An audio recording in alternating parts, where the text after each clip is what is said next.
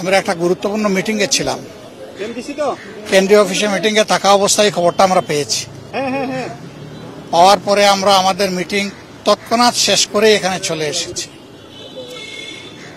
এখানে এসে যেটা বুঝতে পারলাম যে এ পর্যন্ত এই আধুনিক মেডিকেল কলেজে কম বেশি 100-র মতো ছাত্রছাত্রী এবং শিক্ষক কর্মচারী আনা হয়েছে।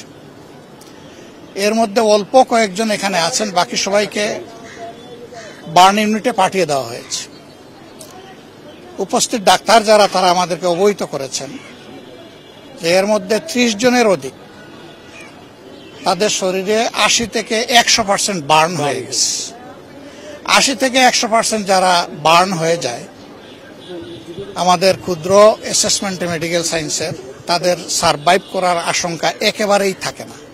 কিন্তু আল্লাহ চাইলে মৃতকেও জীবন দিতে পারেন, আবার সুস্থকে ধরে নিয়ে যেতে পারেন। বাকি যারা আছে তারা বলছেন যে হয়তো উপযুক্ত চিকিৎসা পেলে তারা সারভাইভ করবে। আমরা প্রথমত আল্লাহর দরবারে দোয়া করছি যে আমাদের একটা ছেলে মেয়েও যেন এই অবস্থায় দুনিয়া থেকে বিদায় না নেয়, আল্লাহ যেন সবাইকে হায়াত ফিরিয়ে দেন। আর পরিবারগুলো এখনো জানে না তাদের কলিজার টুকরা কে কোথায় কিভাবে আছে, তাদের উদ্বেগটা যেন আল্লাহ দূর করে দেন। চিকিৎসা সেবায় যারা নিয়োজিত আছেন আমরা বলে এসেছি, বার্ন ইউনিটে ইনশাল্লাহ আমরা যাব, তারা যেন তাদের সর্বোচ্চটা দিয়ে তারা চেষ্টা করেন। আমাদের সহকর্মীদেরকে ইতিমধ্যেই আমরা আহ্বান জানিয়েছি, রক্ত লাগে রক্ত দিবে, ঔষধ লাগে ঔষধ দিবে, টাকা লাগে টাকা দেবে, এবং যত ধরনের সহযোগিতা আছে সব দিয়ে যেন এই মানুষগুলার, বিপদগ্রস্ত মানুষগুলোর পাশে আমরা দাঁড়াতে পারি। আমরা দেশবাসীকেও আহ্বান জানাবো যে প্রথমত তাদের জন্য সবাই যেন দোয়া করে, আল্লাহ যেন তাদেরকে সুস্থ করে দেন।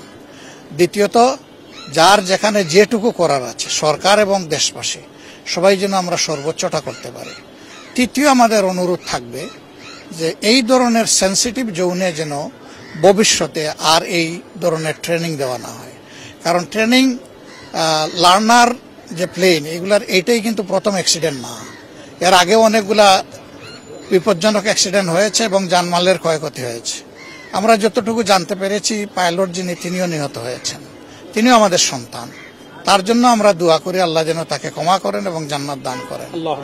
এখানে এই প্লেন ক্রাশে ইতিমধ্যে যদি আর কেউ এরকম নিহত হয়ে থাকেন, তাদের জন্য আমাদের একই দোয়া থাকলো, এবং আমরা সবাই মিলে ইনশাল্লাহ এই বিপদ যাতে কাটিয়ে উঠতে পারি, আল্লাহ যেন আমাদেরকে এই তৌফিক দান করেন। আমরা অলরেডি সিদ্ধান্ত দিয়ে দিয়েছি এবং আমাদের লোকরা পাশে আছেন, এখানেও আছেন। আমি এসে এখানেও পেলাম লোকদেরকে, সব জায়গায় আছেন, সব জায়গায় থাকবেন ইনশাল্লাহ। এরপরে একটু যখন সেটেল হবে ঘটনা, তখন আমরা প্রত্যেকটি পরিবারে যাব ইনশাল্লাহ।